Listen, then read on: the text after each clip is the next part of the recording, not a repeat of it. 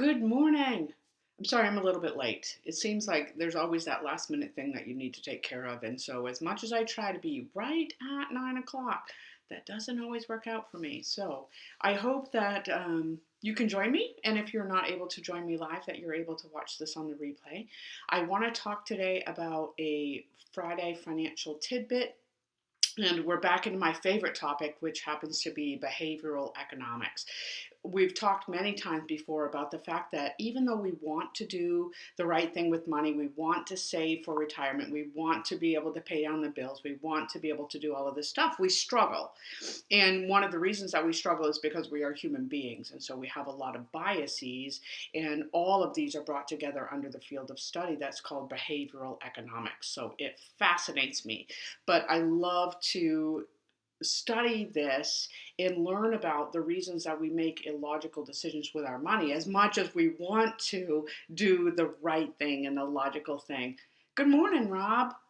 So good to see you here. So, a lot of theories behind this. Now, one that I want to talk about today is called the endowment effect, worked on by Richard Thaler, who actually won the Nobel Prize for economics last year or the year before. But the whole theory behind the endowment effect is that we overvalue things that we already have versus those things that we don't. So once we own something, it becomes much more valuable to us. And so one of the reasons, or one of the things that marketers will sometimes do to use this against us is to offer a free trial, right? You get to try this thing for 7 days or 14 days or 30 days, or sometimes they'll offer a money back guarantee, which also is bringing into this endowment effect. Why are they doing this? Because once we get this thing for the 7 or the 14 or the 30 days, it's really hard for us to give it up. That's another behavioral economics theory, and it's called loss aversion. We hate to give stuff up. So this endowment effect, they give it to us to try for this period of time, and then they know that we hate to give stuff up, so we keep it. And we keep it and we keep it and we keep it. So when we sign up for the free 30-day trial, what do we normally have to do? It's not normally just like, hey, here's this thing, you go and try it and let me know what you think, right? Normally, we have to put in our credit card number. And then at the end of this free trial, the 7 or the 14 or the 30 days, what happens? They start charging us, right? And usually they'll charge us very little, so it might be $3.99 or $5.99 or even $9.99 a month, because generally we don't pay attention to that. And it's a little bit, it's coming on our credit card bill. Sure, we see it when we pay the bill, but we're not paying attention to this $5.99 or $9.99 business. And then before you know it, a year has gone by or 2 years has gone by, and now you've been paying for this thing all along.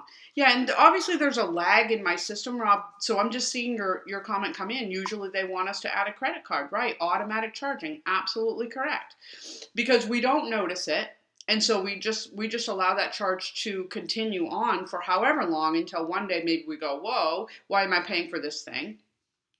But the other thing is that once we have it, right, we like to believe that we're going to use it, even if we haven't used it up to this point. Like, okay, here's me. I've bought a number of virtual classes in the past, and I buy these things because I really think that I'm going to use them. But then once I get them and I'm paying for it every month, there was one is $21 a month.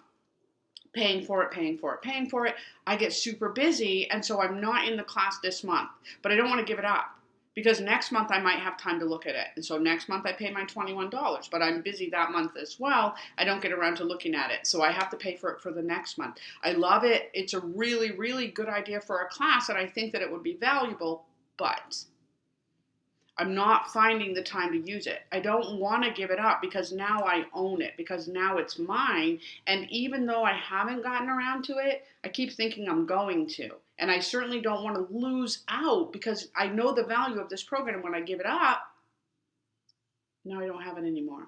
So instead of getting it for a month or two and paying my $21, my $42, and actually getting the value of that by dragging this on 4, 5, 6, 10 months, and I haven't found the time to use it. Now, what was a $21 class has become a $121 class because I'm paying for it every single month and I don't want to give it up. So that's that whole theory behind that endowment effect. It's mine. I don't want to give it up. And loss aversion, I definitely don't want to give it up. So one reason that they do this free trial is to get our credit card information, then to have that recurring charge. We all know that.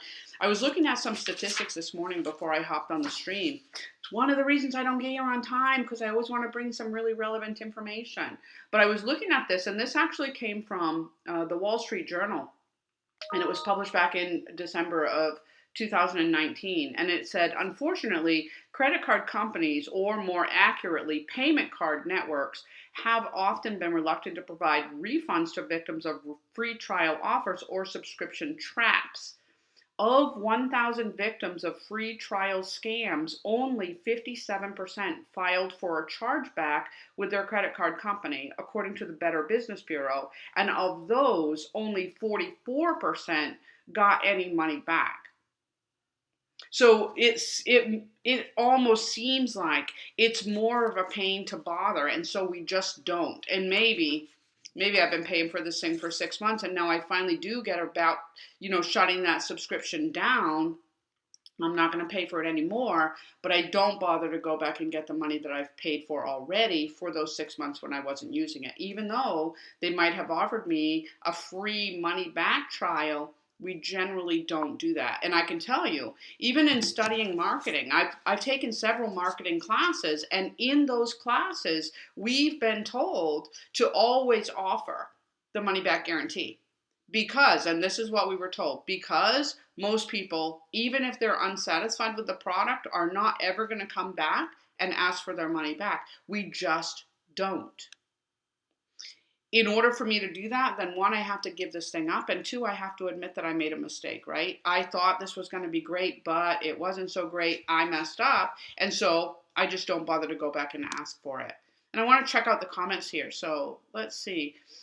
Rob is saying, what I just hated, was a 7-day free trial by a well-known online business run by a husband and wife team. They wanted a credit card to verify your identity. Yeah, there's other ways to validate identity versus giving them a credit card. It's for the free trial, unless they're just using the tactic to get that credit card information, then they can charge it after the fact. I really do not like those people for other reasons, but that's their latest gimmick. Yeah, there's a lot of that, Rob, right? Yes, absolutely. I will drop a link to this article from the Better Business Bureau right in the comment section. But it's one of those things, right? And we know this. Again, we know this. We mess up because we're human beings, and it's what we do, and we have these biases in our heads. Buyer beware. Right? We have to be careful. And when we're signing up for something, it's critically important to make sure that we're reading all of the fine print, because another thing that happens is that, yes, they give us this 7 or 14 or 30-day free trial. And I sign up for these things, just like some of you do. And then I set a reminder for myself in my phone a couple of days before that free trial ends to go, okay, look at this, and if it's not what you expected it to be, shut it off before they charge you. So I do try to pay attention to that. Unfortunately, though, if you don't read all of the fine print, then it's not as easy to get out as it was to get in. And many times you can't just go to their website and say, I changed my mind, I don't want this subscription, don't charge me. But to get out, you may have to call them.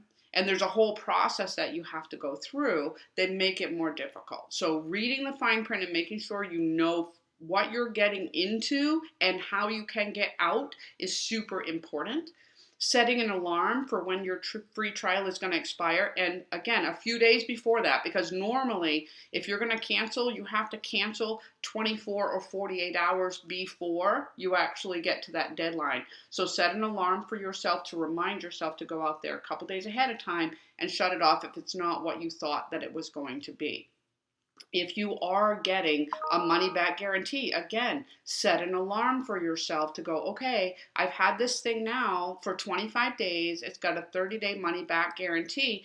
Is it providing to me what I actually thought it was going to? And if it isn't, was the advertising done correctly? Was it a scam? Did I buy into something that it isn't actually providing me? Or, maybe I just bought this thing. It was a great thing, but it's not for me. That's different. But if it was a scam, then you set that reminder for yourself to notify that company a couple days ahead of time to go, this is not actually as it was advertised, and I want to get out and I want my money back. Take the time to do that, even though, yes, it's a pain. It's a pain in the behind. So Rob, the husband and wife run business I mentioned, did not for years offer refunds. Their digital products they were selling. And I was like, what? Every reputable online business offers refunds, but these people do not. Free is many times not a good thing. At least that's what I found out. Yeah, there's very few things that are actually free, Rob, right? That's what I say. It's not actually free. You've got to look around to see what is the hook, like what is the sale back there. Now, again, though, money back guarantees sometimes, from the flip side, right? Sometimes people have this big expectation for they're going to buy this digital class and it's going to change their entire life. And then they get the class, but they don't do the work. And yet they come back and they want to get their money back. Like that sometimes happens as well. So for me, there's a fine line there. There's a fine line there. Offering money back guarantee to people who actually do the work and then don't get the results that were promised, that's one thing.